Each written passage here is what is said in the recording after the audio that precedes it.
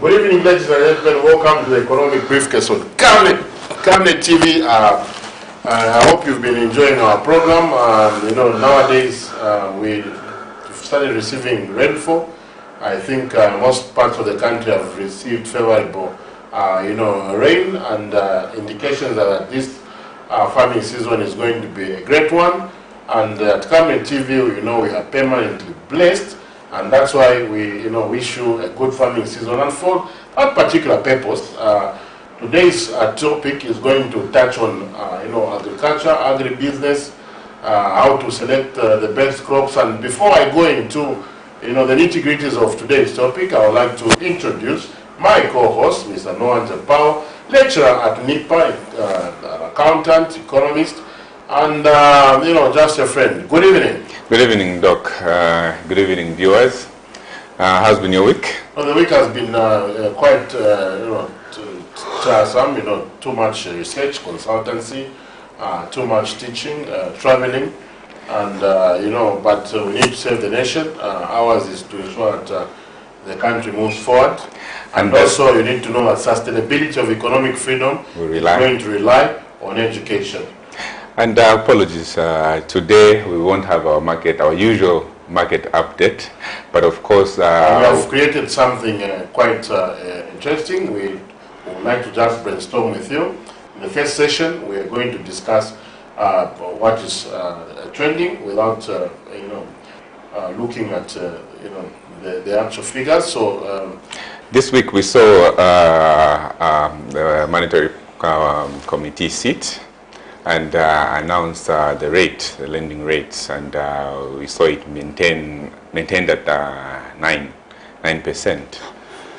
So, a lot of people have been calling me over that. I've given quite a number of interviews. So when you look at, the policy rate is a rate that is, fixed by the central bank, the Bank of Zambia, and it acts as an advisory rate towards the lending rate. So the way bank lending happens in the country is such that the central bank is going to say the riskness or the risk of lending to a Zambian on average is 9%. That is, that 9% equates to the risk as proposed by the central bank. Then from that 9%, the banks picks up that rate and creates their own base rate. So the base rate is basically the minimum rate at which the banks can lend to you and me. And for example, they add what's known as basis point. Maybe they can add, let's say, 6% on it. So from 9 add 6, it becomes to 15. So the bank says, for us, the central bank, thank you very much, yours is at 9, for us is at 15%. So they put the base rate at 16%. Then you come, maybe you're a miner, you work in the education sector, you're a farmer, your industry has specific risk, specific risk. So on top of the 15%, they're going to add a risk premium that fits you, not the industry where you work, your employee or the business. If you're a business, the riskness of the business, they're going to add the risk premium, say 7%, and that's why how your lending rate will move from 15 to 22%. So if the central bank wants lending rates to fall, they are going to adjust the base rate downwards, say from 9 to 8%. And then it means that the banks, for those that have loans that are of a floating rate, they are variable, meaning they are adjusted and indexed to the policy rate. They are going to adjust also downwards. If the government wants to increase, they will increase downwards. Now, what are the implications of this move for the country? So what normally happens, that in the economy, when you look at macroeconomic variables, there's what is known as the Holy Trinity. The Holy Trinity is exchange rates, inflation rates, and interest rates. So at any given time, these three are supposed to be in sync. Now, it's very difficult to maintain these things, to a level where you and me are going to like. For example, we all want the Zambian kwacha to have, a strong value. So when the Zambian kwacha has a strong value, our imports are going to be very cheap. There are those that are exporters. They don't want the kwacha to be very, strong, because when they export their goods in dollars and they're paid in dollars and they're converting the monies back into kwacha, they'll receive less. So they want, they want the exchange rate to, the kwacha not to be very strong. So that's where now Bank of Zambia comes in and trying to balance between the two. What is the optimal level of the exchange rate? That is one aspect. And the same exchange rate, even if the Zambian kwacha gains value, it moves say to 10 kwacha per dollar, it means those of us who are unable to afford vehicles from Japan to buy things from outside, and as you know, over 60% of the goods and services we consume in the country are imported, it means we are going to have demand for foreign produce because they have become cheaper, because the Zambian kwacha has become strong. As we now start spending more, importing a lot, we start putting pressure on the Zambian kwacha itself. Why? Because we are buying those things in dollars, so we are going to run to our banks to go and exchange our kwacha for the dollar and go and spend outside. So that just move will start pushing pushing the exchange rate again upwards, meaning the Zambian kwacha will start losing value because of demand created. When it comes to interest rates, all of us want to borrow money at cheap rates. So what normally happens is that if the interest rates, for example, were to be reduced to 6%, all of us are going to think it's very cheap to go and borrow money. So if you have a plot, you want to build on it, we are going to go to the banks and borrow money. So as more people go to borrow money, there will be more money in supply. So when there's more money in supply, and there's, we start, chasing few goods, if you want me to use a layman's language, we are going to now put pressure, the demand for goods is going to go up high, and maybe industry or importers are not going to be able to manage to give those produce. So the business houses are going to increase the prices upwards, meaning we wanted lower in lending rates, they have gone down, but because now we have more money in circulation, the prices of goods and services are going to go up. So where we are trying to look at the cost of capital going up high, inflation rate will start doing what? Will start going up high. And also because we have borrowed cheaply, we are able to want to go and buy things on eBay, outside the country, we want to go and shop in South Africa and other countries. What is going to happen is that we are going to start demanding also for kwacha, for dollars. So by pushing down the lending rates, we are going to increase one supply on locally produced goods, that is inflation, and also we are going to put value on the pressure on the value of the Zambian kwacha. So the exchange rate is going to do what? The exchange rate is going to suffer. The Zambian kwacha will lose value. Now, since the Zambian kwacha has lost value, we need more kwachas to buy goods and services. So what is going to happen now is that we are going to have exchange rate induced inflation. So the Bank of Zambia, normally in trying to optimize this level, we need a strong kwacha, we need affordable lending rates, and we need low inflation. So to do that, they are going to, to more like come up with an optimal level of the Holy Trinity, interest rate, inflation rate, exchange rate. The Bank of Zambia is going to tinker a bit. Now, the last 4 quarters, the Bank of Zambia hasn't changed the policy rate. So people are saying, but why are you not changing? So I'm sure it's people that are asking, they might be asking, why are you not reducing? Now, the Bank of Zambia cannot reduce the policy rate, because when the policy rate is reduced, what is going to happen now is that we are going to have more money in circulation because we are going to borrow more. Now, if you borrow more, we are going to further put pressure on the Zambian kwacha that is already losing value, meaning the kwacha will further lose value. You see, and then inflation again will spike upwards. Inflation caused by increased money in circulation and also exchange rate induced inflation. So if the central bank increases the policy rate, what is going to happen is that the cost of borrowing is going to do what? Is going to go upwards. People are not going to borrow. And what are you crying for now? You are crying for low liquidity in the economy. So business people will spend less because they won't borrow because lending rates are very high. That's how difficult it is to satisfy the Holy Trinity. Next. And does this mean that we project inflation to keep going down? So when you're looking at the Zambian kwacha losing value now, we expect inflation rates to go up high. Because this is why is the Zambian kwacha losing value. We are going towards the festive season. I'm sure I've seen a lot of people on Facebook in South Africa, they're in Dubai, they're outside the country, people are shopping. When you look at the roads in Zambia, there are brand new cars that are coming. So because of that, the Zambian kwacha is going to lose value. Now, when we suffer from the general disease, When now people have overshot, we expect the Zambian kwacha to start gaining value. Because the projection is that in the next 6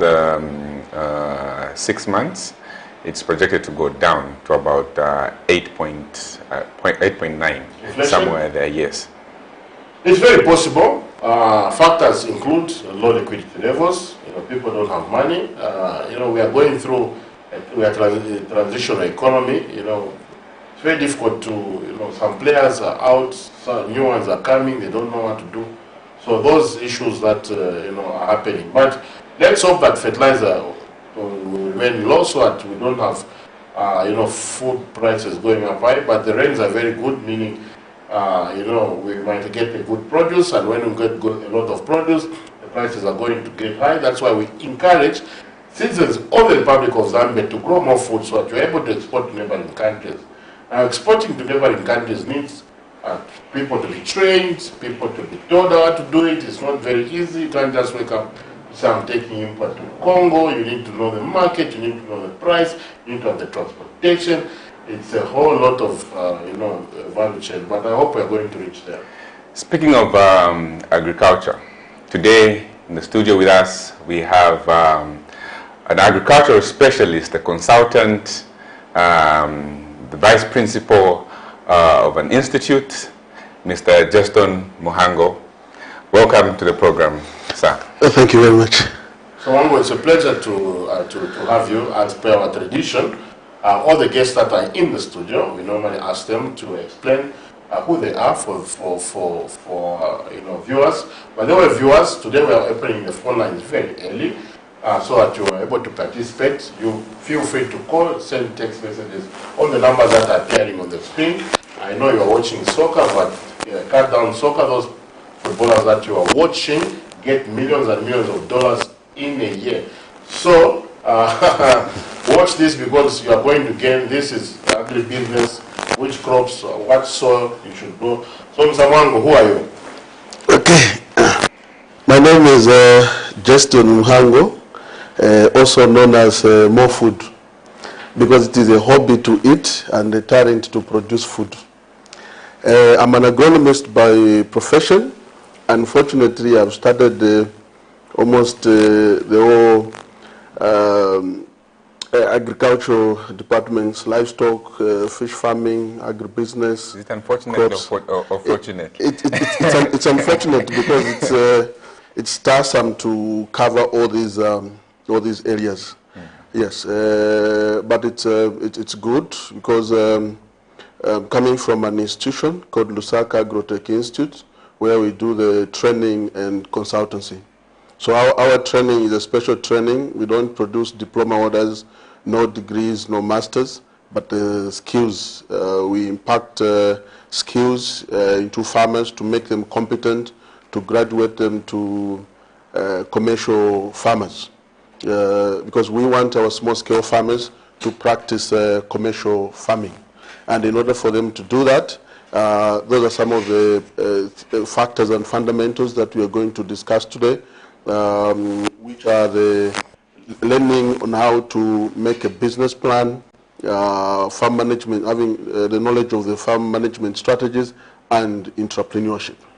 Then we'll talk about the consistency, how to produce quality and quantity in order to make profits, and also on how to select which is the best crop, especially it's rain season now.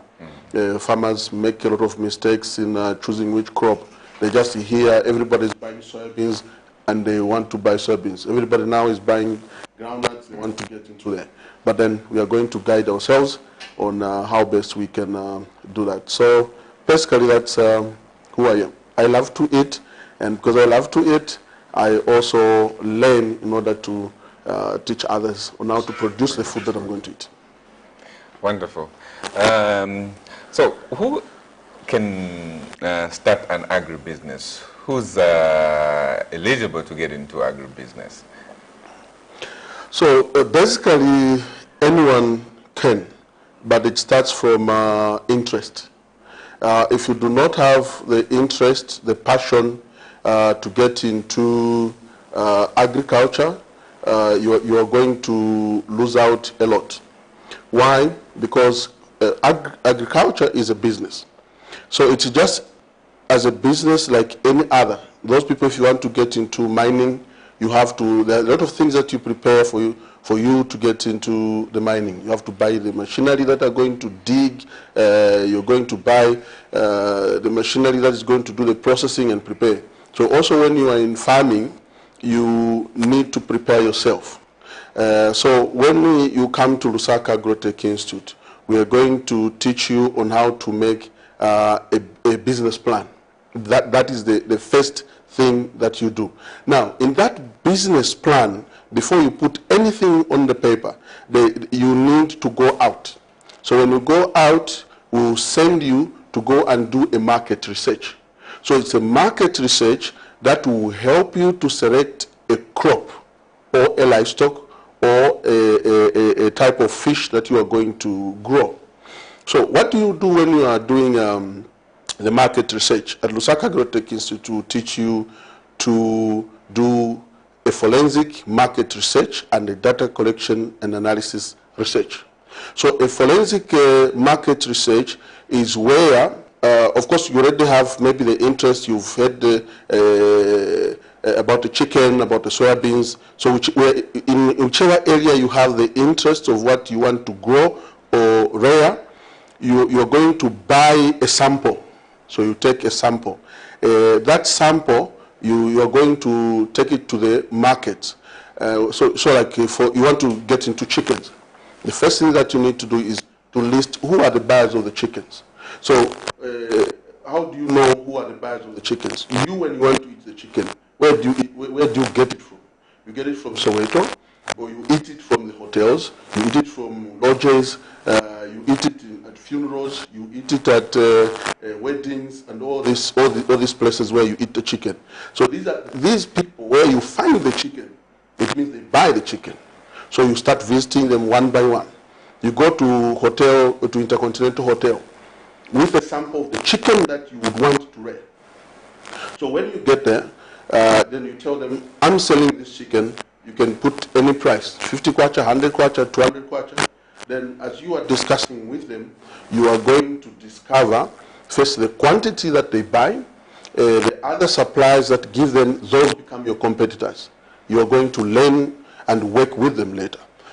So when you know what are their requirements, so they will give you the requirements that they get. So as you go around hotels, chain stores, Soweto, all these places, then you come back and sit down.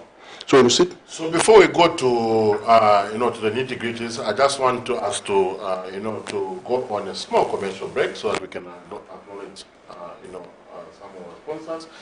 But that's what the thoughts which are dear viewers and those that are listeners, those that are watching on Camnet TV, DSTV, Topstar, those that are watching on Facebook, YouTube. See you very soon.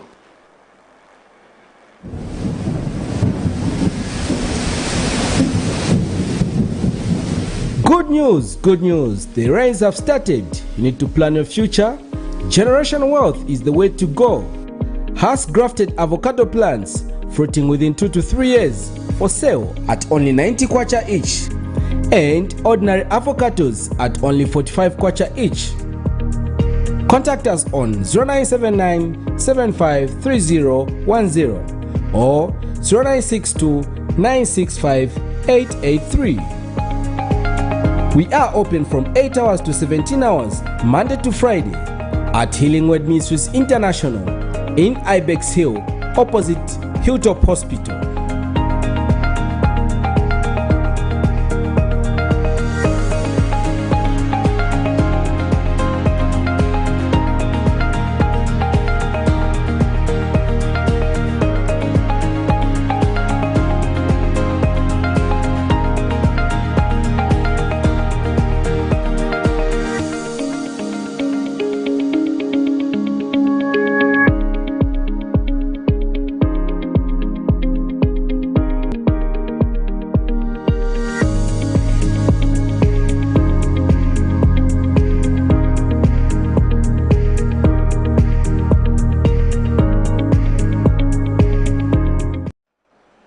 watching Economic Briefcase on Camnet TV. With me today in the studio is my co-host, Mr. Noah Japao, and our guest discussing agribusiness. This is the rainy season.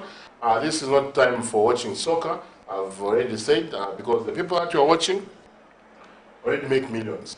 Farmers. I'm sure the staunch footballers are wondering why you're so much against soccer. Because those people that we're watching now, they have already made their money. But let's get back to the point before I just cut you. But Chickens, yes. But again, you can't just be working without being entertained. So football gives us a good entertainment. So I was talking about how one can be a commercial farmer. You can employ farming as a business, and how you can select a crop or a livestock. And also I was giving an example of a chicken. So after you've done the forensic market research, now you need the data collection and analysis. And then you analyze that data. Of course, it's not you who's going to analyze, it's the consultants, and we do analyze those data. So the data now will be based on the location. Where are you going to do the chicken production from, or where are you going to do your soybeans from? So the distance to the main markets matters. So you have to factor into that, because it's going to go into your unit production cost. And then you're going to look at the water sources.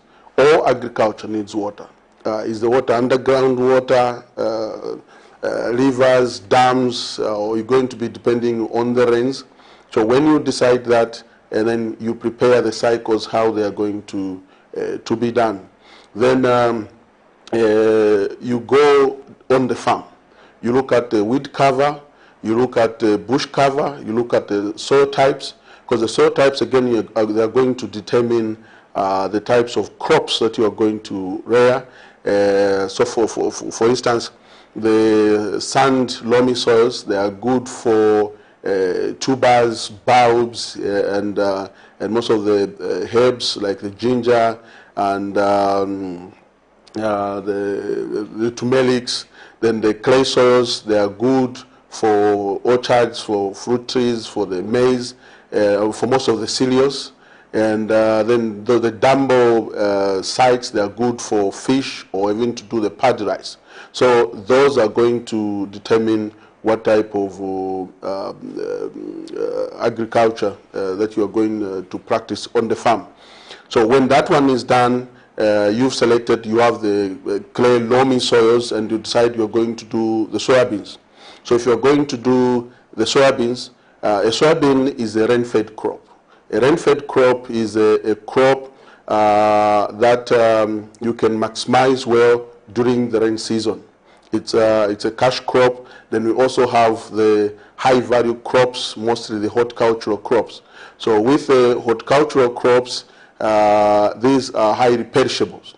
So since they are perishables, you cannot be growing from very far places. If you're growing from very far places, then you have to put in the factors of transport that can preserve. You have to look at the preservation of these vegetables. So after you've put in all these factors, what you are aiming to come at is at the unit production cost. So the unit production costs, the small-scale farmers don't think about this when they are setting, even when they are setting their prices. So how the unit production cost helps you to set on the crop is that you're going to look at, for me to produce 1 kg of the chicken, 1 kg of the soybeans, 1 kg or 1 bag of vegetables is going to cost me this X kwacha. So when you look at that and then you compare and contrast to the prices in the markets, in the chain stores, and just on the internet, maybe like in the region, and even globally, how the prices are doing, then you decide if in that location that you have selected, the kind of farm that you have, the hectareage of the farm that you have, the infrastructure that you have, the water that you have, the transportation of taking the fertilizers, taking the feed, and supporting the labor force, if it is going to help you to make a profit. So after you've done those calculations and you find, okay, soya on average, like in this marketing season from opening to date, it has been hovering around between 9 to 18 kwacha, so you put an average of 15 kwacha.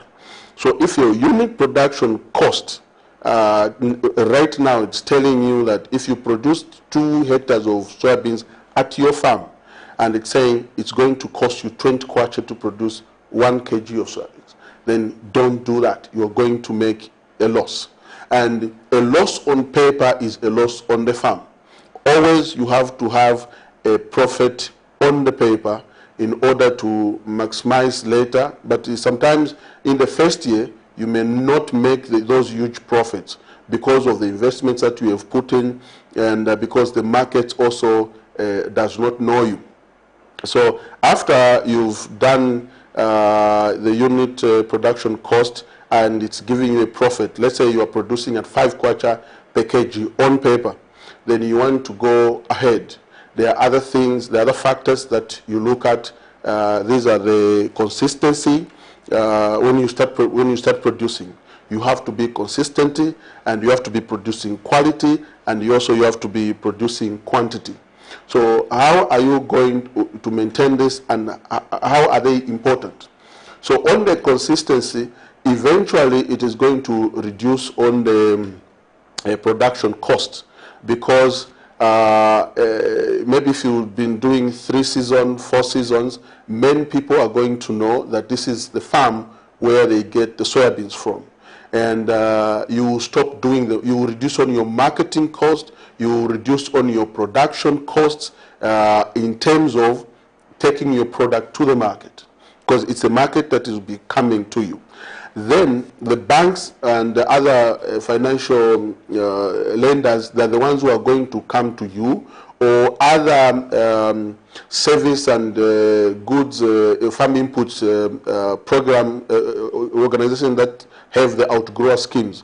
They are going to be providing goods on credit facility, or they are going to provide, they are going to give you on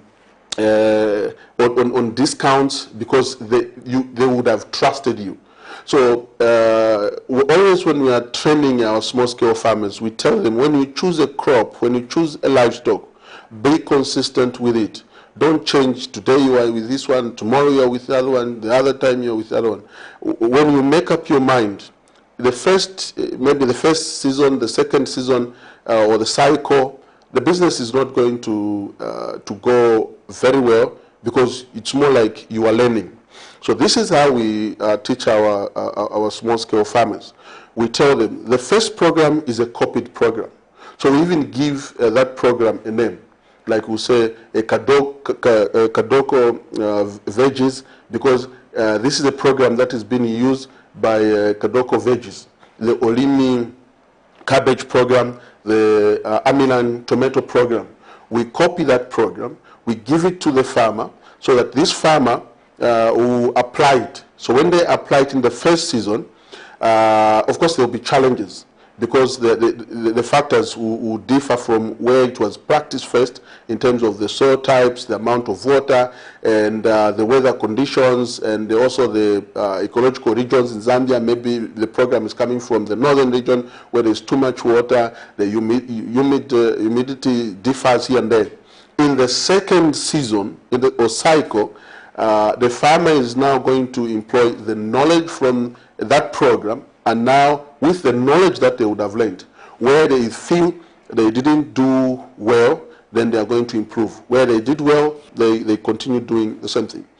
Until the third season, then it's going to be their program.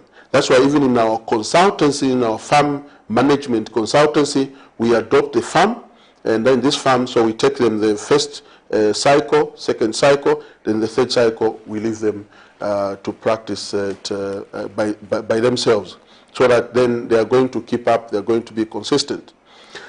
Producing quality is very important to make a profit in agriculture. because there's competition. First, there's competition out there. There are, like when you take your products on the market, there are other people who are also producing. The product should be produced based on the market demand, on the consumer demand, not because you feel like you can produce vegetables, the cabbages, and you produce them in whichever way you want. No. You need to have the targeted market.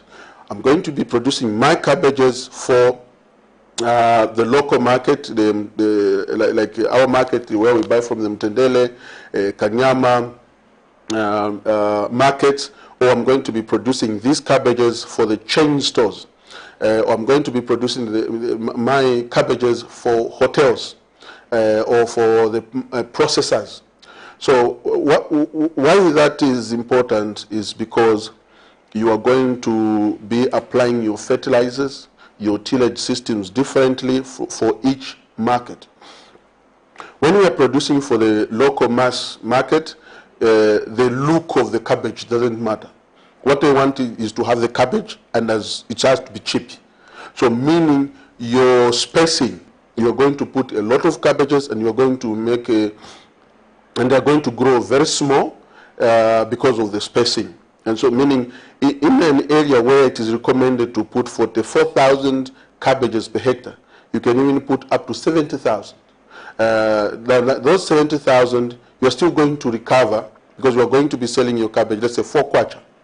But where you put 44,000 heads of cabbage in an hectare, you sell it to the chain store. You're going to be selling to them at 8 kwacha. So when you look at the numbers, you're still going to recover.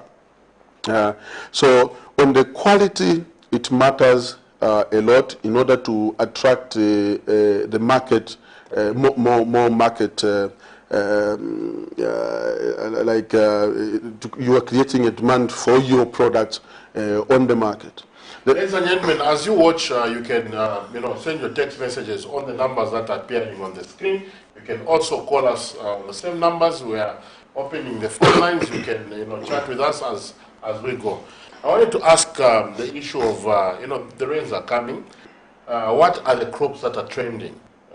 Which ones? Which crops are trending? What can you advise? I know in 2015 or 14 somewhere there, everybody was talking about soybeans. All agriculture groups were talking about soybeans. I entered into soybeans. My workers store half, where they get from the middle, and then because I'm scared of snakes, so I couldn't go and check, where they are applying the chemicals, the fertilizers, and soybeans is the process. But because the first time I used it was properly done, but half of the produce was stolen. Then when we went to the market, I think that time it was 2 kwacha.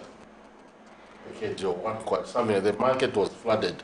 From 4 or 5 kwacha, it went, I think, to 1, 2 kwacha. So what is trending now? Which produce can you advise our viewers? Okay, so as I have indicated during the rain season, there are the rain-fed crops, mostly the grains. These are the legumes and the cereals. You maximize from the rains because in order to make a profit, you need at least a minimum of 4 hectares.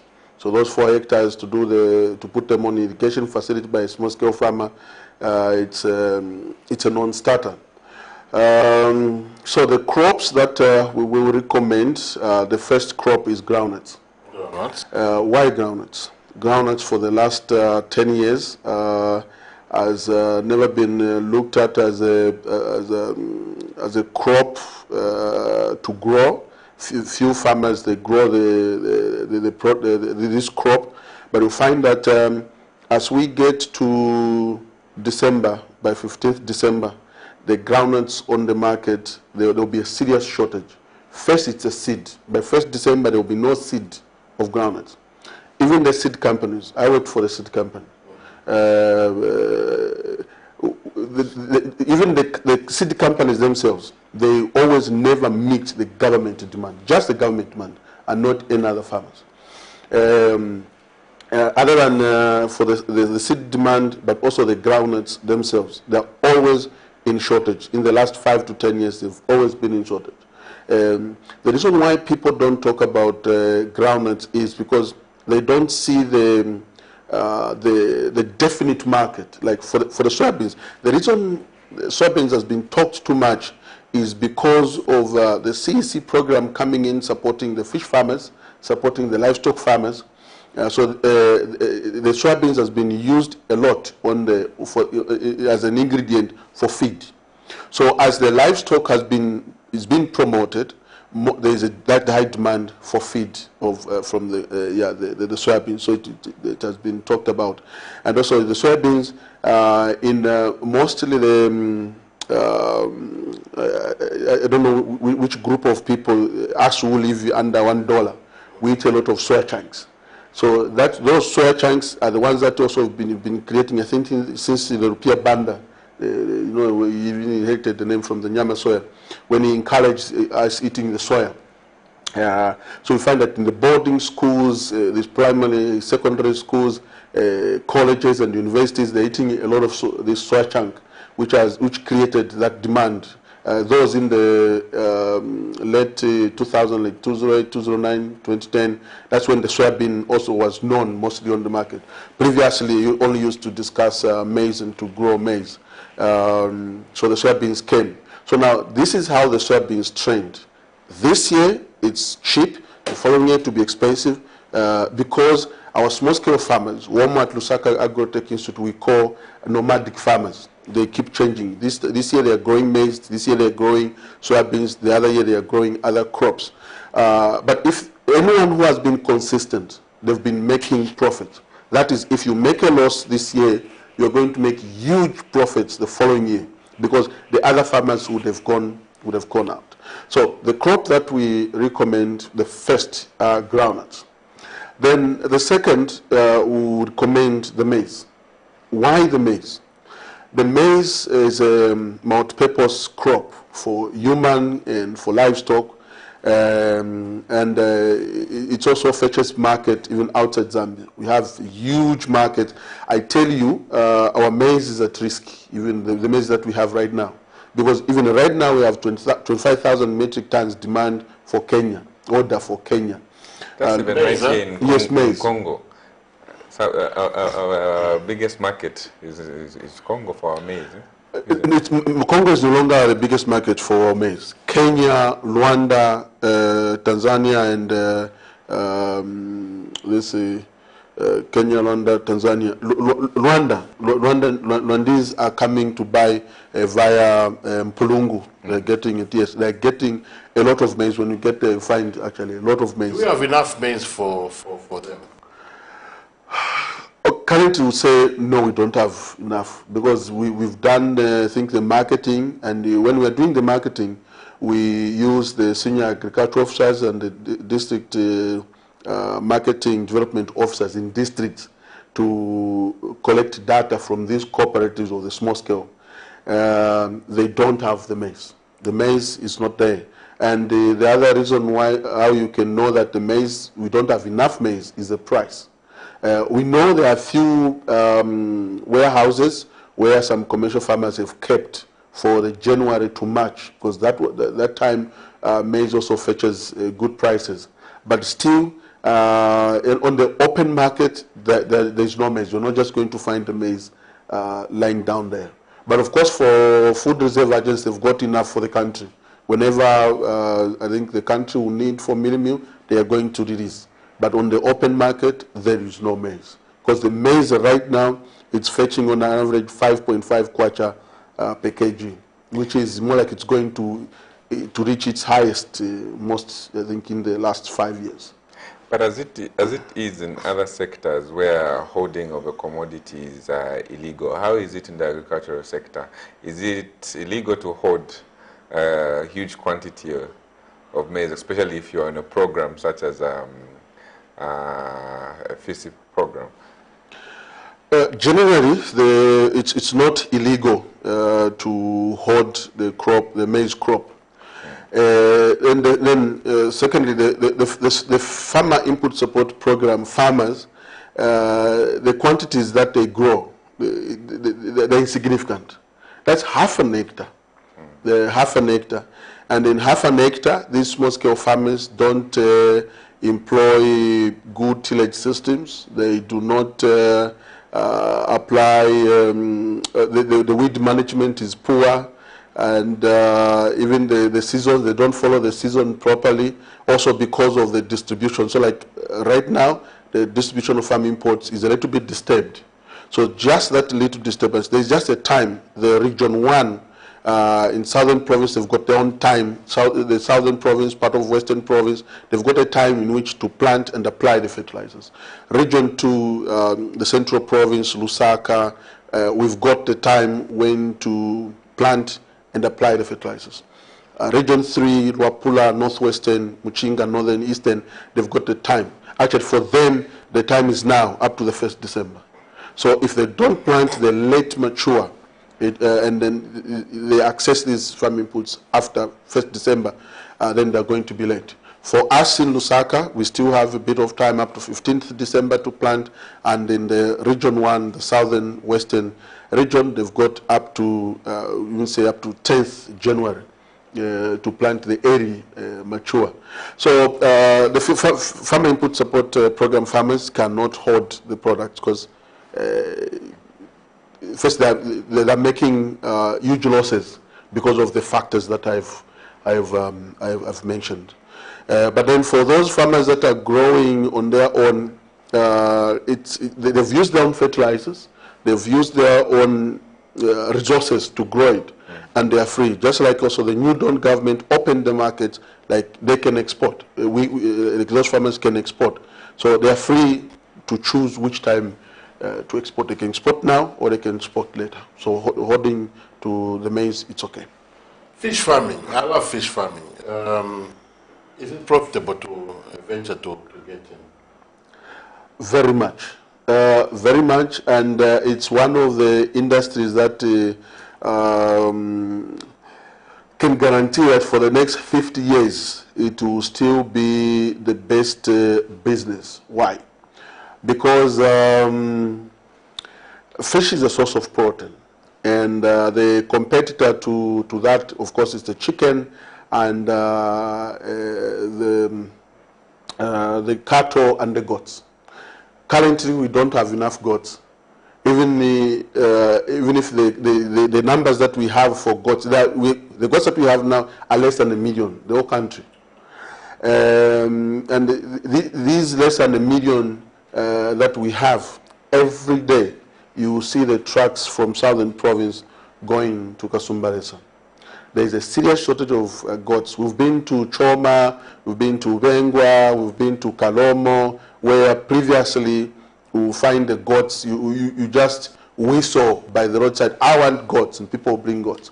Today, when you want to get 500 goats, you have to camp for 2 weeks in Choma. In Choma, Monze, Kalomo, going that route where there used to be a lot of goats. Cattle, there is a serious shortage. Even right now, the prices will keep going up, because we do buy on behalf of most of the butcheries in Lusaka, and we're also unable to find beef cattle right now. So, meaning people are going to rush to fish, and actually they're rushing to fish. Before Corona, we were buying fish at 22 kwacha per kg. Today it is at 60 kwacha. This is just 2 years. Wow. 2 years, we are at 60 kwacha per kg. CEC pumped in a lot of money in the fish production. What is happening with the fish is, the moment you just harvest, the fish is finishing just by the fish pond. You just advertise, oh, in my fish pond, I've got the fish, it is finishing right there. So meaning this trend will continue. Restocking of goats and the restocking of cattle takes a long time. So like to restock a full cattle, it takes about 18 months. Of course, to restock a goat, it takes about 6 months. Now, in that 6 months, it needs a lot of land, because they're on free, mostly like they're on free range. And that free range, in the urban areas, land is shrinking for farming. So like the whole Lusaka now, the Lusaka district, Chongwe, even Mwembeshi, even most of Mumbwa, people there's industrialization. So with this, it's shrinking on the land. Then the people in the rural areas, they take farming as a hobby and not as a business. So the restocking is very slow there. The people who understand the restocking, they don't have the land. And so meaning fish is an alternative to cattle and goat as a source of proteins. So fish will be a very good business and very profitable. Those days, people used to jump around when they heard about rearing piggeries. How is it now? Pig business is doing well. And during the corona time, we had a serious shortage of pigs. Then the same nomadic farmers went into pigs, and then all of a sudden there were pigs all over. And again, when they made losses, again they went out, they come in, they go out. I think the diseases that have been coming has been causing an issue. It's been causing an issue. Then farmers are making losses not because the piggery business is not profitable. It's because they do not understand it. They experience mortalities, especially in the at piglet stage. And why is because most of these small-scale farmers, piggeries, when you visit them, they are sorry sites. They don't take care of sanitation it's a problem. They just take them just like poultry. Most times, actually, most of these piggeries are conventional structures from poultry to piggery. You can never do that. A piggery is supposed to have its own structure because of the nature of their alimentary canal, which is just like us human. They are monogastric, meaning their wastes are highly decomposed and they are pathogenic. They highly contain pathogens. So because of that, even the pigs themselves, especially at the early stages, they experience high mortality rate, meaning the restocking becomes a problem and becomes a loss to the farmers. And then the other challenge has been on the feeding. Most farmers who've gone into piggery, they don't understand the implication of feeding. These they can eat. And when you starve them, again, you're not going to have the meat. You need to have more meat in order for them to sell. The majority of the small-scale farmers, when they get in, they just think gaga. It's gaga, gaga, gaga. In their program, just gaga. We visit a farm, just find storage, they just gaga, gaga, gaga. Gaga number 3, which is again, it prolongs the maturity rate. You find that the porkers are supposed to mature at 4 months, 4.5 months, supposed to be ready for the market, but they take about 6-7 months. So why?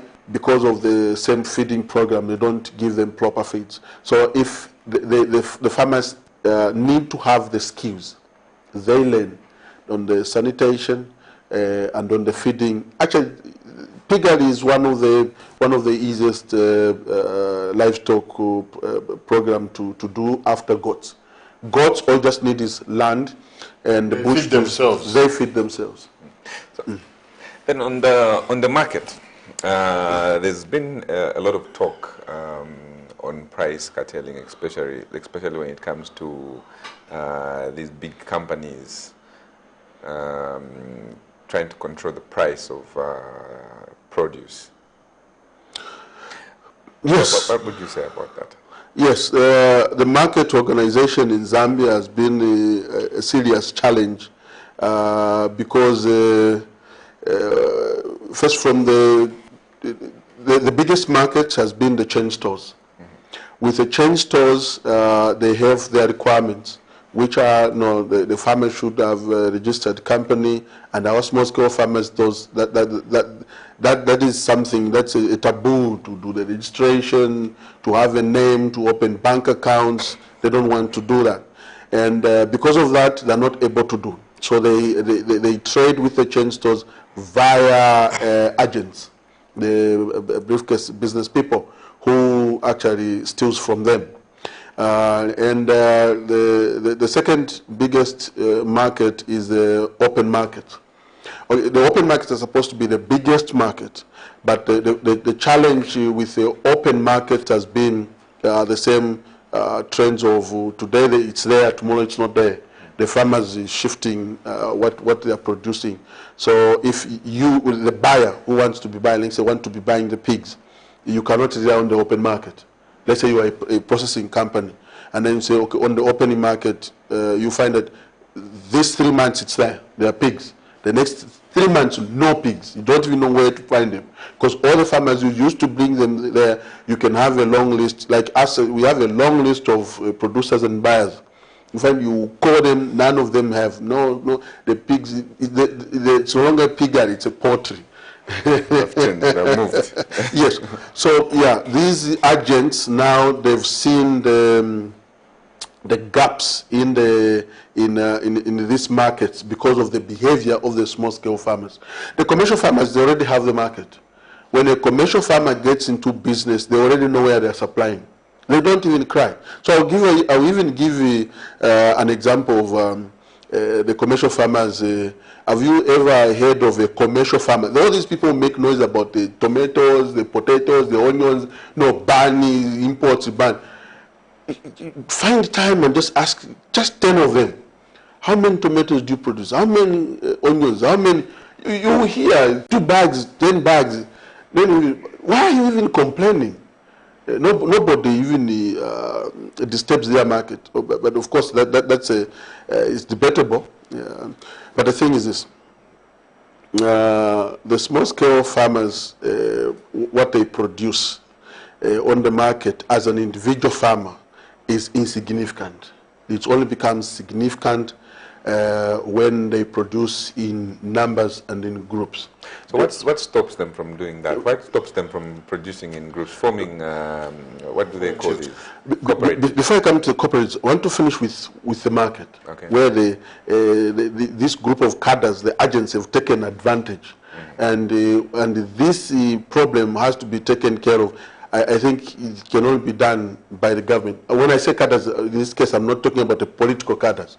No, I'm talking about a group of people who are mostly, actually, say, that's lazy people, these thieves.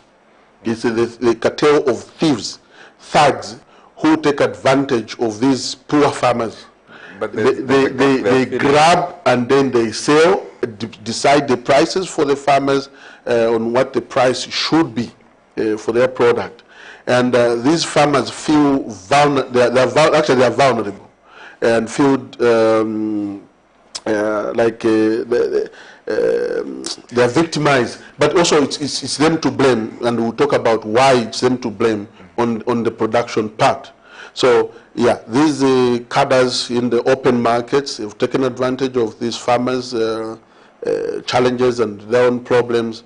It's a serious problem, and to take charge of that, it has to take the government, not just to say no, the cadres should not be there. They are still there. Exactly, because when the farmer can't get to the buyer, and there's this middleman who's actually found a gap there, saying I can connect this farmer to this buyer, because they can only buy in quantities. If one person can manage and secure a good quantity that is required by these buyers, which means they've identified the gap in the market. Yeah. So what's needed to be done in order to have the proper markets is for the farmers to be trained in understanding the market behavior, and that is. They should open companies, they should open banks, and so that themselves they'll be trading direct with the consumers. It's an understanding. They feel like taking to the chain stores, it's not their like the chain stores is not for them because of the grading. When you're taking your products there, you're taking your cabbage, you're taking your mango, your orange. They're graded. So they are paid by the grades. So now, because of the poor production the poor quality. Their crops are graded poorly and they are paid poorly. So they feel, no, it's because it is us. No, those things they come because most of the chain stores are foreign. So they start feeling, no, because we are Zambians, they are foreigners, they are taking advantage of us. It's not. So then they are left in the open. At the end of the day, these are perishable goods. They are getting, they are rotting, so they take them to the open market. Again, there they are taken advantage of. Now, on the question of why is it difficult for farmers to form cooperatives? The first reason is greediness. Cooperatives are there. Now, these cooperatives are mainly formed based on the program that is out there. So like when the FISI program came since 2002, a lot of cooperatives registered, and these cooperatives are fertilizer-based cooperatives. So they were forming cooperatives not because they had a vision, but because they just wanted to collect the fertilizers. And then you find that when these cooperatives are formed, there will just be 2 or 3 people who understands the processes, and then they just invite you. They just take even your NRC, or they invite you to the group, so that in the meeting you just put your signature and it ends there. You won't even understand how they are doing, what they are doing. That way, those cooperatives have never succeeded. Because in a cooperative, in order for a cooperative to succeed, it's individual success that collectively become the success of the cooperative. Now, where the cooperatives are 50 members and only 3 are doing the job, are doing the farming, so it has led to the failure. Since January this year to date, we have seen also an increase in the registration of cooperatives. These cooperatives are CDF-based cooperatives. Their aim is just to get the CDF. And even when they were doing the operation, because a lot of people came to ask us to train them in business plans and proposals, and so that they can apply for the CDF. When we asked them on the amount, everybody was going for the 40,000, 40,000, 40,000. So we can tell you that I think over 70 or 80% of the CDF applicants have gone for grants. Why? They're not business oriented. So even all these 23 million, 25, 28 million that is going out there into these cooperatives, there is a lot of work to be done if we have to see the development in these constituencies. Because the cooperatives have been formed in order to collect and not necessarily to go and use this money for the betterment or the development of an individual or the group or the community in which they live in. No, it's for the collection of the money. And so that one is also wrong. So what needs to be done is there has to be a serious promotional programs and marketing on what cooperatives are, and on the education has to be there, so that the people, as they are forming cooperatives, they even know who is going to be part and parcel of the cooperatives. This time, it is anyone who is available. If somebody comes at work and say, here at LUSAKA Agro-Tech Institute, let's form a cooperative. Okay, so this one, that one is a cleaner, the one who's they are going to be me as the vice principal, I'm going to be the chairman.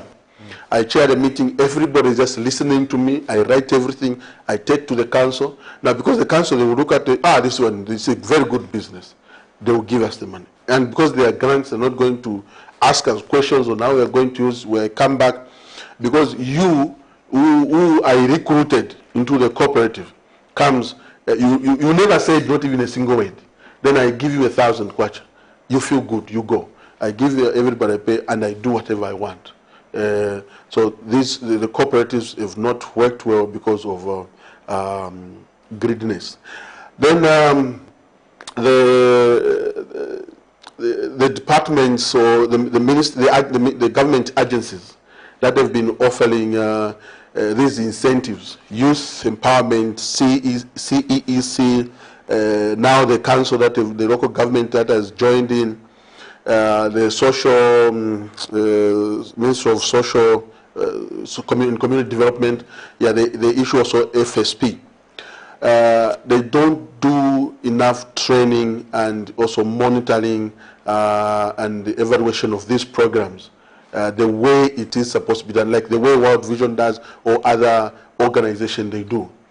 They will come, register people, give them the farm inputs, and then they don't care what they would what they do with these programs. So actually, at the end of the day, these programs put so much pressure, and the beneficiaries of these programs, they've been suffering because now they can never find their own resources to do farming. They can never find their own resources to do business. They become dependable year in, year out on these government agencies that provide this. So the CEC, everybody, you go borrow, the money finishes. Then they ask another person to form another group. Then they join. So okay, they know how they got the money in the first place. So they will give advice to another person. So do this, do this, do this. They even copy the same program. They just change the name of the program and maybe even the location. They go and get the money. So these people have just become dependents. They don't do enough training. We advised CEC, because as LUSAKA Agrotech Institute, we've written project proposals that have won good monies with CEC loans. But when the disbursement came, they never trained these people, like so that they can benefit well. So even the fish farming that they were promoting, at first it came out well, but then the fish ponds have run out. Why? Because these people who were beneficiaries, they were never trained, and then they failed also to organize a proper market. They were depending on the market, the local market, and the local market, just as much as the fish is on demand, and they were failing to transport, let's say they're failing to transport it to LUSAKA all the way from Mwinilunga, all the way from Kalomo, to bring it to LUSAKA where there's money. They were selling it within Kalomo. The Kalomo people, they are relatives and friends. They never paid for the fish. They just collected the fish, they will pay, and then it ended there. And watching Economic Briefcase on Camnet TV. Director, do we have any messages?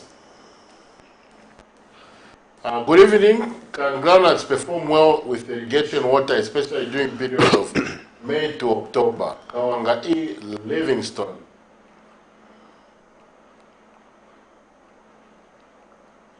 The topic is okay. However, don't you think that we have a major problem in lack of fertilizer in most agro shops? They are good at stocking herbicides, pesticides, fungicides, etc., and above all, seed. Seed without fertilizer is worthless. Urge agro dealers to start stocking that commodity if agriculture is to thrive. Ngoma Shingola. So we have these two contributions. The program is nice, but no fertilizer. And the other one, can groundnuts grow during the dry season? I'm also interested in that question. So I think from the beginning I was doing the classification of crops. We have the cash crops, we have the high value crops. So when you look at some crops, say groundnuts, like he gave groundnuts in Livingstone, between May and October, that is off rain season. The answer is yes, it can grow, but you only have to be mindful on the hectareage that you grow. So on that hectareage, on the rain fed, we recommend that you grow a minimum of 4 hectares. So if you are growing under irrigation, then of course we have to do the calculations, but from the experience I can tell you, at least you have to grow a minimum of 10 hectares. Why? Because in order to pump the water into the groundnuts, you need a lot of energy and energy to pump in the water. So you need that. And then there are other factors that comes in the climatic condition or the weather patterns. the metabolism during the cold season, because now from May you're passing through the June, July, August. There's some crops that now will be prolonged at the vegetative stage. The metabolism will slow down.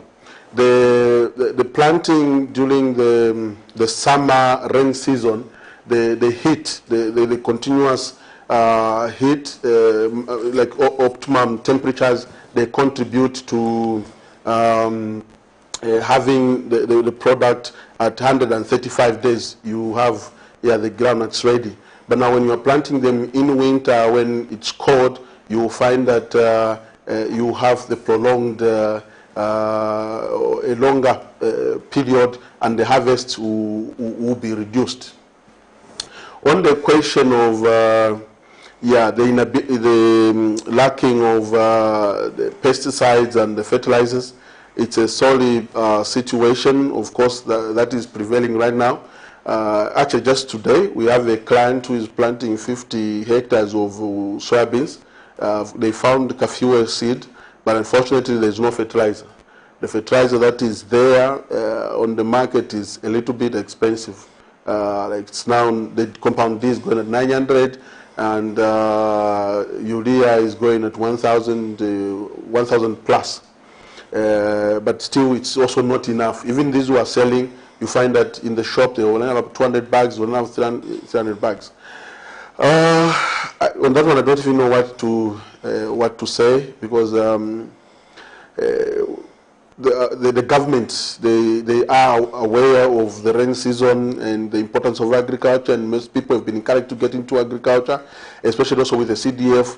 The majority, from the head, you can count maybe about 70% of all the CDF disbursement is going to agriculture, meaning people now have got the resources, that the financial resource or empowerment that have been crying for, but then when they want to apply it, then there are less, the demand for these farm inputs has been high, and then we don't have the farm inputs on the market. For the fertilizers, I think we have to seriously think on the on organic farming. There are a lot of chicken farmers, the organic manure on the market, it's plenty now, and let's think organic farming using the livestock that we have. We have a lot of chicken farmers that have come in place, and they're just throwing the pig manure and the chicken manure as the government tries to find the solution. As we wind up, maybe how do you assess our readiness for for this agricultural season, and how enthusiastic our Zambian farmers? I know you interact with them. It's overwhelming. It's overwhelming. A lot of people are getting into agriculture for many reasons, but I think what has triggered this year is people wanting to do the farming there too. The rains. Like in Lusaka, in the last since 2017, we've not received these rains that are consistent in November. So a lot of people, all of a sudden, they want to get into farming. And the goodness is also a lot of youth now are coming into farming. But the other reason has been, I think, the scarcity of the kwacha. Like, I think from the previous times, there was a lot of money on the market where people could find it easily by doing anything and another thing. But this time around, you have to do something in order to have the money. And the majority are thinking farming. So we've seen the people that could have never mentioned farming in their lives. We have newbies on the agriculture, wanting to do agriculture, wanting to learn agriculture. So even the consultancy has been, we've been very busy training new people into agriculture. And now when we ask them why, they are just like, this time we just have to do something. And we have the free land, so they are utilizing their talents. We've visited now parents' farms where the houses are dilapidated, people are revamping these places for agriculture. So this year's season, we can say people are ready and I think that's where also the unfortunate thing has happened, the shortage of fertilizers and pesticides. But on the pesticides, the universities are supposed to be thinking of ways to create the organic pesticides.